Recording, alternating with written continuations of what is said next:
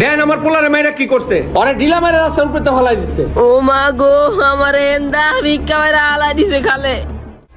শোনো রক বাবু, তোমার পোলারে পোলাপানে শুধু শুধু মারে নাই, কথা বলছো? তোমার পোলা কিন্তু এলাকার শ্রেষ্ঠ বেয়াদব, আমি সব জানি। তাছাড়া আমগো এলাকার রানাকাজি মাস্টার আছে না, উনি সবকিছু বলছে আমার কাছে তোমার ছেলে কি করছে না করছে। ফাও মারছো তোমার ছেলে রে। চেয়ারম্যান সাহেব যখন যা কইতেছেন সবই আমি শুনতাছি। আমার রক্তের গায়ে ওরা হাত দিছে, অগরে কি আমি ছেড়ে দেবো?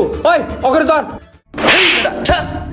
তোর গায়ে হাত তুলতে বাধ্য হলাম বেটা, বেয়াদব কোনানকার। তুই না মেম্বার, তুই না 10 জনের বিচার করস, নিজের পোলার বিচার করতে পারস না? তুই অন্য মানুষের গায়ে হাত দাস, আগে নিজের পোলার বিচার করিস বেটা, তারপর মানুষের বিচার করতে আইস।